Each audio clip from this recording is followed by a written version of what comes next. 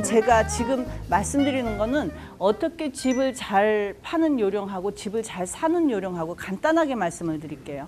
집 사고 파는 거는요, 프로블럼 솔빙 스킬이 많이 필요한 거예요. 그래서 이거는 집이라고 똑같은 집이 있지만은 가령 타운하우스 같으면 1호에서 10호, 1호에서 30호가 다 똑같아 해갖고 이 집이 이 값에 팔리면 이 집은 저 값에 팔려야지. 그런 게 아니에요. 내가 집을 무슨 폴리곤에서 지은 타운하우스를 똑같이 A도 사고 B도 사고 C도 샀는데 왜 A는 40만 불을 받고 나는 35만 불을 받고 쟤는 37만 불을 받나. 그게 변수가 많은 게 이게 집이에요. 그래서 이게 스페셜 케이스라고 제가 얘기를 하고 싶어요. 우리 소셜워크 공부를 할 때는 소셜워크 is a special case 이렇게 나오는데 일일이 하나하나마다 집 사고 파는 게 다릅니다. 그래서 집을 갖고 계시는 분을 위해서 만약에 올해나 꼭 올해 안 파시더라도 내년이나 아니면 후년이나 언제나 집을 파실 기회가 생기시기 때문에 저희가 간단하게 어떻게 하면 집이 매매가 잘 되나, 어떻게 하면 내가 조금 더 좋은 가격을 받을 수 있을까? 요거에 대해서 제가 조금 정보를 드리고 싶어요. 저는 지금 11년 부동산을 하면서 제가 1년에 100채 이상씩을 파는 기록이 있는데 그게 많이 팔았다 조금 팔았다 이걸 떠나서 제가 집을 많이 팔면서 보니까 이런 집은 사들이면 안 되겠구나 하는 게 이렇게 들리고요. 마음속에 그게 이런 집은 사들여야 되겠다 하는 게 또 있고요. 그래서 어떤 집을 우리가 사야 되고 하는 게 집을 팔고 사는 게 세퍼레이트 액션인 것 같지만 사실은 한 액션이라고 보시면 돼요. 내가 집을 팔 때, 집을 살 때 내가 어떤 집은 이래서 좋더라 저래서 좋더라 하는 그 경험이 내가 집을 팔 때 똑같이 역이용을 하시면 되는 거야. 이렇게 하면은 내가 집을 조금 더 돈을 받겠구나. 손님들이 더 좋아하겠구나. 그런 식으로 생각하시면 어떻게 해서 내가 집을 팔아야 되겠다 하는 정답이 딱 나오는 거예요. 내가 집을 파는 이유가 집이 너무 크고 애들이 대학을 가서 우리 둘이 쓸쓸해요 하고 집을 판다는 거는 조금 아니에요. 왜냐하면요. 내가 이 집을 우리의 그 투자 수단으로 생각을 하면 그거는 아니에요. 내가 언제 집을 팔아야 되나. 이 집이 최대한으로 돈이 받을 수 있는 데가 언제나. 타운하우스 같은 거 너무 오래된 거는 아무리 내가 구조가 좋고요. 저는 여기 살기가 너무 편해요. 그거는 본인 생각이에요. 남들이 보기는 너무 늙었어. 너무 늙었어. 그리고 내후년 같으면은 지붕해라고 돈 10,000불이 나올 것 같아. 그러면 어떤 사람은 나 같은 사람이나 우리 한국 분들 같은 10,000불이면 그것만 하고 내지 이렇게 나오지만 캐네디언한테는 10,000불이 수중에 있는 사람들이 별로 없어요. 없는 사람들이 많아요. 서프라이징리 없어요. 그러면은 집값에서 몰기지에서 리버스 받아가지고 10,000불을 내야 되고 통째로 내야 되고 이 생각적으로 감각적으로 이게 좀 부담이 된다 하는 생각이 있는 사람들도 있어요. 그래서 그 타운하우스를 안 사는 사람도 있단 말이에요. 그러니까 요새 같은 경우는 추세가 옛날에는요 무조건 낡고 넓고 편하고 이런 타운하우스가 잘 나갔는데 요새는 사람들이 굉장히 실리적이 됐다고 보는 거예요. 그래서 영하고 이런 게 훨씬 더 우리가 값이 더 많이 올라가는 경향을 저희가 많이 봐요. 부동산은요, 올해 전망은 어떨 것 같아요? 저희들은 벌써 우리 팀들은 견적을 벌써 내고 있어요. 올해 부동산 시장은 어떨 것 같아 하고 예견은 하고 있어요. 통계가 아니고 저희는 실리적으로 집을 사고 파는 사람이기 때문에 이게 피부적으로 와닿기 때문에 우리는 감이 있단 말이에요. 그런데 일주일이 달라요. 지금. 작년에도 일주일이 달랐습니다. 작년에 3월달 집값이 다르고 4월달 집값이 다르고 5월달 집값이 달라서 지금 부동산 시장에 언제 집을 내놔야 하면은 우리는요 지금 어텐션입니다. 지금 사실은 마켓을 계속 주시하고 있어요. 저는 7개인가 8개 우리 오픈하우스 했죠. 오픈하우스를 요번 주에는 왜 그러냐. 틈새 시장을 노려서 오픈하우스를 싹 7개를 했더니 저희가 오퍼가 5개 들어왔어요. 5집이. 그냥 왜냐하면 그 전주는 슬로우했거든요. 그러면 이게 무슨 얘기를 하는가? 왜 요새는 시장이 슬로우하죠? 집주인이 얘기해요. 저는 항상 얘기합니다. 지금은 슬로우하지만 몰라요. 그렇게 얘기를 해요. 사실 몰라요. 왜냐하면 일주일이 다르고 2주일이 다르고 3주가 다르고 그래서 어떤 분은 정말 슬로우하니까 나는 안 내놓을래. 어떤 분은 요즘에 활발하니까 내놓을래. 이렇게 하는데 정의라는 게 없어요. 제가 오늘 오신 분이 좀 실망하실지 모르지만 무정의가 정의야. 지금은. 그러면 제가 도와드릴 거는 뭔가 상담을 자꾸 해야 돼. 우리는 저희가 맨파워가 굉장히 많습니다. 저희가 이제 9명이 부동산이잖아요. 그래서 제가 만약에 이분하고 상담을 하고 전화 통화를 하고 있을 때 전화가 오면은 딴 분하고도 상담을 하셔도 상관이 없어요. 왜냐하면 저희는 일주일에 한 번씩 저희 팀들은 회의를 하면서 요번 주 동향이 어떨까? 이거는 일주일 하루 단위로 우리가 알고 서로 상의를 해야 되는 거예요. 집을 내놓으시려면은 집을 사시더라도 항상 마켓을 주의하게 가면서 해야 되는데 제가 어저께 한 가지 어떤 분을 만났냐면 저는 급한 거 없어요. 집을 사시려고 그러시는 분이야. 그런데요, 상담을 이렇게 하다가 저는 급한 게 없는데요. 이렇게 얘기를 해요. 그게 가장 그래서 급하지 않아서 10년 동안 집을 못 사셨대요. 그래서 내가 그래서 too late. too late. 아니 지금 10년 동안 급하지 않아서 집을 못 사시면 앞으로 10년은 또 기다리셔야 되겠네. 웃잖아. 내가 그랬어요. 10년 전에 미리 집을 사셨어야 되는 건데. 왜 그런지 제가 말씀드릴게요. 사실은 늦었다고 생각할 그때가 가장 빠른 때인 것 같아요. 지금 집값이 저희가 많이 오른 상태인데 사람들이 가장 이제 지금 우리 고객분들이 가장 이게 워치풀하는 게 워리하는 게 어떤 거냐면은 집값이 떨어지면 내가 그때 사지 이 생각을 하신단 말이야. 제가 1월 달에 많은 사람들이 저한테 얘기를 물어봤을 때 집값이 떨어질 것 같지 않아요? 했는데 사실은 떨어져 있는 상태예요. 지금. 왜 떨어져 있는 상태인가? 저희가 작년 대비로 프레이저 하이만 일단 예를 들어 볼게요. 저는 프레이저 하이도 하고 코키틀람도 하고 다 하지만은 일단 가장 예를 들기 쉬운 데가 프레이저 하이 랭리사이드를 얘기를 하면은 집값이 작년 대비 한 10%에서 15%는 떨어져 있어요. 지금 집값이. 그러면 앞으로 집값이 계속 떨어질 것 같지 않아요? 그런데 문제가 하나 딱 거기에 브레이크가 걸린 거야. 무슨 브레이크냐? 텍스 어세스먼트가 너무 하이로 나왔잖아요. 그래가지고 집주인이 내가 집주인인데 어세스먼트가 100만 불이다. 그러면 아무도 80만 불에 내지를 않아. 왜냐하면 이거는 정부에서 공시지가가 100만 불이기 때문에 믿을 만한 데서 내가 100만 불짜리라는데 왜 너는 80만 불짜리냐. 마켓에서 실제로 거래되는 가격은 85만 불인데도 이 100만 불은 어디서 나왔나. 작년 6월 달에 5월, 6월 달에 값이 제일 높을 때 있잖아요. 그때 그 판매 그 금액이 지금 텍스 어세스먼트예요. 정부는 아쉬울 게 없어요. 왜 아쉬울 게 없냐? 거래가 조금 덜 돼도 그만큼 텍스 어세스먼트가 높아져 가지고 자기가 걷어들이는 게 많아. 하지만 이게 프롤롱 해가지고 아주 오래 이게 지속이 되면요. 정부도 조금 생각을 다르게 해야 돼요. 지금 15% 텍스 때문에 집값이 확 내렸는데 사실은 외국인이 사는 것도 많았지만 내국인이 사는 게 더 많아요. 지금 여기 와 있는 중국, 우리 알렌 중국 사람이지만은 중국 마켓, 중국 사람들이 여기 안에 있는 사람들이 올레디 돈을 갖고 있어가지고 자기가 세컨하우스를 사겠다, 서드 하기를 사겠다 투자하시는 분이 사실은 더 많아요. 외국에서 와가지고 사는 사람들보다. 그러면 왜 15% 텍스 이후에 이게 확 내려갔나 하고 제가 가만히 유심히 봤더니 이거는 사람들이 이제 장기를 놓는 거야. 15%가 생겼기 때문에 값이 떨어지지를 않나. 모든 사람들이 그거에 포커스를 맞춰서 이렇게 워치풀을 하는데 제가 지금 생각할 때는 봄부터 나중에는요. 봄을 위시하여 올 여름까지는 집값이 그렇게까지 영향을 받아서 폭락하거나 이런 사태는 없을 것 같아요. 캐나다가 입지가 좋아지는 이유 중에 하나가 환율이 지금 저희가 조금 낮잖아요.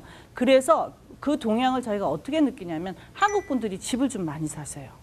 재작년 같은 경우는 한국 분들이 그렇게 뉴카머들이 와가지고 집을 산 적은 많지 않아요. 저는 올해 한국 분들이 15% 텍스를 내가면서도 사는 우리 한국 분들을 봤어요. 깜짝 놀랐어요. 그러면 15% 텍스는 웬만한 7만 불짜리 집이다. 70만 불짜리 집이다. 이러면 10만 불을 내고 더 사는 거예요. 우리는 10만 불이 무지무지 큰 돈이지만 제가 가만히 계산을 해봤어요. 이분한테. 애들은 이제 유학생 분들인데 유학을 시킨 다음에 나갈 때 한 6년이나 7년 있다가는 그러면은 그게 사는 게 오르냐 안 사는 게 오라요. 나중에는 그 돈이 다 빠지는 거예요. 부동산은 감으로 하시는 게 좀 맞으시는 것 같고 감과 지식을 더하시면은 제가 보기에 실수가 없을 것 같습니다.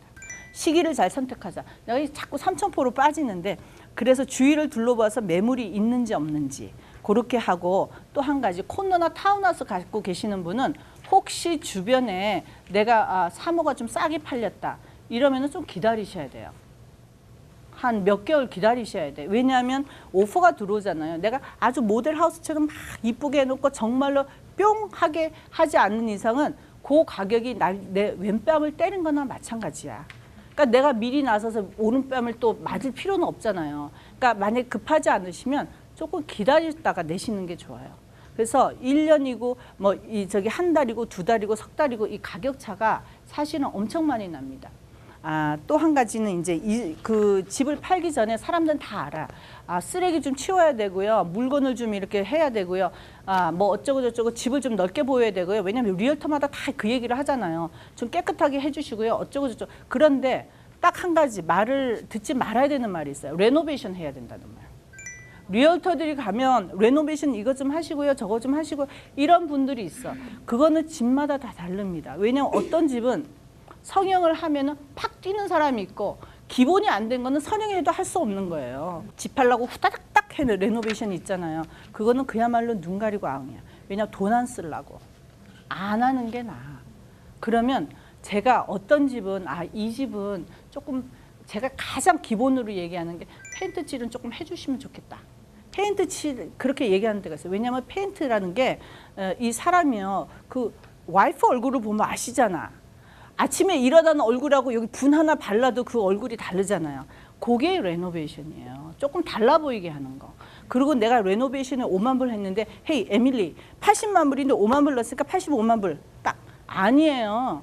왜냐? 그거는 숙제를 인제한 건데 내가 그러면은 엊그저께 해야 될 숙제 인제했다고 그래가지고 아유 A 학점 줄 수가 있나? 아니지. 그 돈은요 어차피 썼어야 되는 돈이란 말이에요. 그걸 인제 와서 날더러 5만 불을 더 받아내라면 나는 어떡합니까? 그냥 그만 접어야지. 그러니까 아주 어떤 때는 고생을 너무 많이 해가지고 그러는데 그거를 익스펙트를 하시면 안 돼. 가장 적은 돈으로 가장 극대화시킬 수 있는 게 페인팅이에요. 그리고 그라나이트 탑도 해야 되는 거 아니에요? 어메? 캐비넷이 올드인데 무슨 여기다가 그라나이트 탑이야? 아니 머리만 뚜껑만 올려놓으면 그게 그 새 캐비넷이 아니잖아요. 그러니까 전체적으로 조화가 돼야 되는데 가장 좋은 거는 페인트. 또 한 가지 오래된 카펫. 옛날에 왜 20년 된 카펫 있잖아요. 지금 카펫이 그런 카펫 같은 경우는 솔직히 얘기해서 만약에 내가 돈을 좀 많이 들어도 된다 하면은 바닥 같은 경우는 나무로 그냥 1층만이라도 해주시면은 그거는 효과를 좀 많이 볼 수가 있어요. 그런데 절대 레노베이션 해가지고 한 3만 불, 4만 불, 5만 불 이래서 나는 하겠다 하면은 그거는 상담을 좀 받으셔야 된다. 왜냐하면 이 집이 그걸 해서 과연 그게 받을 수 있는지 내가 뭐 투자를 해서 그만큼 나와야 되는데 이거는 아니거든요. 차라리 집값을 내려가서 파는 게 훨씬 더 멀티플이 올라올 수 가능성이 있어서 돈을 더 많이 받습니다. 이제 집을 이제 우리가 내놓을 때 이제 우리가 프리젠테이션을 하잖아요. 집을 쇼잉을 할 때 가장 중요한 거. 제 경험에서 말씀드리면 어머 막 쓰레기도 많고요. 설거지도 안 해놨고요. 어쩌고 저쩌고요. 이랬는데 집 오늘 못 보여줘요. 어머나 그 집은 좋은 가격 받기 힘들어요. 왜냐하면 항상 이쁘게 해놔야지 집이 잘 팔리는 거는 아니에요. 너무나 그 집 진짜 잘 볼 줄 아는 사람은 그 구조나 그 동네나 로케이션이나 이런 것 때문에 집을 사는 거지 꼭 내가 들어가서 지저분하게 해놓을 거는 아니잖아. 또 쇼룸이라고 그래가지고 또 이쁘게 해놨다고 해서 나 이 집 꼭 사야지 하는 것도 아니에요. 왜냐하면 내가 들어가서 내가 모델같이 살 것도 아니기 때문에 들어가서 그래서 집은 언제 팔지 몰라요. 언제 팔릴지 모르기 때문에 항상 쇼잉을 리퀘스트가 오면 내가 불편하거나 하지 않는 이상 많이 해주는 게 좋아요. 그리고 왜 집에 없어야 되죠? 그리고 계속 나가는 게 싫어 나는. 개가 없으면은 집에 계셔도 상관은 없어요. 다만 한 가지 뭐가 문제냐면 서양 사람들 같은 경우는 집에 들어오잖아요.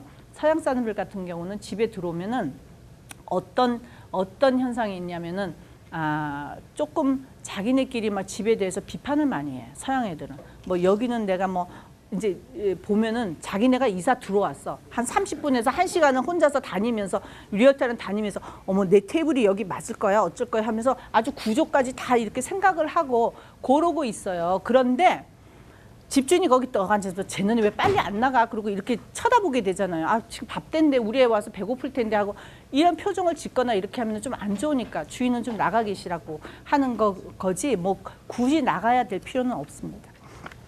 그래서 리얼터한테 협조를 잘 해주시려면은 좀 이렇게 집을 쇼잉을 많이 해주시고 또 한 가지는 뭐냐면 리얼터들이 이 사람은 왜 꼭 2시간 전에 전화해? 3시간 전에. 그게 아니에요. 2시간 전에 3시간 전이 아니고 저쪽 상대방 부동산이 그렇게 전화가 와요.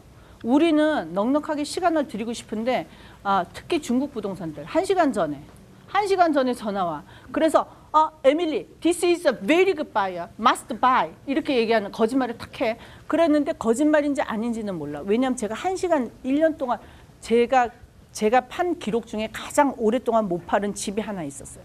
1년은 못 팔은 집이야. 그전에는 딴 부동산이 5년은 못 팔은 집이에요. 내가 갖고 1년, 그러니까 그 집이 얼마나 웃기게 생겼겠어요. 1년은 못 팔아서 이 주인이 이제 기밥을 거의 하려고 그러는데 깨끗하게 해야만 자기는 보여줘야 되는지 알아. 근데 그날 1시간 전에 전화가 왔어요. 이 감이라는 게 있어요, 우리는. 제가 전화를 딱 받는데 얘는 보여줘야 되겠다 이런 생각이 딱 드는. 그거는 설명을 못 해요. 제 짬밥이니까. 왜냐하면 딱 들어서 얘랑 얘기를 몇 마디를 하다 보면 얘는 사는 부동산이다. 얘는 정말로 내가 얘가 살 것 같다는 느낌이 이렇게 올 때가 있어요. 그래서 우리 손님이 세탁소를 하셨는데 전화를 잘 안 받아 낮에는. 근데 내가 전화했더니 어머 이 사람도 탈복이 생겼는지 전화를 받았어요. 받아가지고 내가 지금 저기 쇼잉 리퀘스트 갔는데 빨리 집을 보여줘야 되겠는데 그랬더니 원래 빨래가 오로브에 깔렸고요. 옷을 벗어다가 훌렁 이렇게 했는데 어떻게 해요? 그래서 내가 한국 사람 아니니까 중국 사람이었어요. 한국 사람 아니니까 소문날 리 없으니까 걱정하지 말고 보여줍시다. 이래갖고 보여줬어요. 그랬더니 아니나 달라 정말로 오로버야. 그래서 가서 대충 좀 치웠지만 내가 어떻게 이렇게 치울 수가 있나? 그런데 그 사람이 오퍼를 썼는데 정말로 값을 잘 받았어요. 값을 풀플러스로 저희가 받았어요. 그래서 이거는 자주 보여줄 수 있고 되신 대로 하나라도 놓치지 않는 게 가장 중요하고 창피해서 어쩌 뭐 설거지가 있어도 하나도 창피할 거죠. 그게 사람 사는 거니까. 그리고 깨끗하다고 그래서 돈을 더 받는 건 아니지만 넓게 보이는 거는 참 중요합니다. 그래서 특히 김치냉장고. 나는 우리 한국 분들 집 리스팅 가면 이 김치냉장고 때 머리가 아파요. 웬만하면 조그만 거는 이렇게 옮겨드리는데 김치냉장고 왜 이렇게 꽉꽉 채워 있는지. 그 먹는 것도 많이 안 먹으면서 고춧가루 뭐 이렇게 많잖아요. 김치냉장고 제발 가라지에 좀 내다 주셨으면 좋겠어요. 왜냐하면 가뜩이나 좁은 부엌에 가장 중요한 부분이 우리가 딱 들어가면 리빙룸, 다이닝룸이 있잖아. 거기가 제일 중요해요, 사실은. 거기를 뭐라 그래야 되냐? 좀 코지하게 만들어야 돼. 코지라는 말이 COZY. 편안하게. 딱 들어갔을 때 이 집은 어떻게 웬일인지 포근해 하고 이렇게 어트랙티브한 거, 뭐 팬시하게 이럴 필요는 없지만 어트랙티브하게 그냥 포근해 그런 느낌이 현관에서 들어야 되고 신발장 좀 치워주시고 우리가 신발이 그냥 너무 많아 신발장이 그러면은 신발장은 가라지로 좀 내주시고 그게 가장 중요하고요. 엔트런스가 참 중요해요. 그래서 엔트런스는 되신 대로 제가 좀 이쁘게 좀 해주십사, 좀 넓게 해주십사. 내가 집이라고 사람하고 똑같이 흠이 없는 집이었고 모든 게 다 좋은 집만은 없어요. 그러니까 나쁜 포인트를 감추는 게 우리가 집을 잘 파는 요령이야. 이렇게 된 계단이고 너무 봤다 하면은 여기를 되신 대로 아무것도 없이 다 치워줘야 돼. 에어리어럭 없애주셔요. 왜냐하면 넓어 보여야 돼. 집은 에어리어럭 다 없애고 왜냐하면 식탁 밑에도 우리가 러그를 깔잖아. 없애주셔야 돼요. 러그는 어떻게 까는가? 럭셔리하게 저기 홈센스 같은 데 가면 하얀 거 이거 무슨 개털 같은 거 있잖아요. 개털 같은 거를 살짝 걸쳐주든지 뭐 이렇게 하면 굉장히 럭셔리해요. 그리고 제가 요번에 소냐 집을 팔면서 내가 느낀 건데 홈스테이징이 따로 없네. 하얀색으로 하니까 아주 공주풍이에요. 그래가지고 요새 제가 앞으로 컨셉이 뭐냐면 공주풍으로 나가자 집을. 그전에는 앤틱풍이었어. 약간. 제가 왜냐면 한국 분들이 가구들이 다 헤비하잖아요. 한국에서 갖고 온 그 장롱부터 그러니까 자개장 같은 것도 있고 뭐 다 다크 브라운이잖아. 이제는 가구를 사시면 다크 브라운은 노. 제발 저 좀 편하게. 왜냐하면 되신 대로 라이 컬러를 사세요. 사람들이 이제는 이게 트렌드가 바뀌어. 옛날에는 왜 긴 치마 입었잖아. 이제는 미니로 가다가 조금 내려오는데 되시는 대로 가구를 가벼운 가구. 요새는 벽도 회색과 바닥도 회색이잖아요. 지금 트렌드가 라이트거든요. 제가 보니까 이게 좀 오래 갈 것 같아요. 라이트 트렌드가. 그래서 넓게 보이기 위해서 모든 에어리어력 다 치우시고요. 김치 냉장고 좀 치워주시고 신발장 치워주시고 그다음에 식탁에 의자가 6개다 그럼 4개로 줄여주시고 큰 식탁은 줄여주시고 넓게 보이는 게 가장 좋은 그겁니다. 오케이.